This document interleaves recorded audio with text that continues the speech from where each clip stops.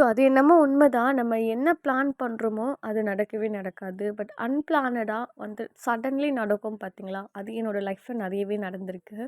So எங்கே போனாலும், என்ன வாங்கினாலும், எதுவா இருந்தாலுமே நாங்க பிளானே பண்ணியிருக்க மாட்டோம். சடன்லி அப்படியே வந்து அன்எக்ஸ்பெக்டடா நடக்கும். ஸோ அன்னைக்கும் அப்படிதான்.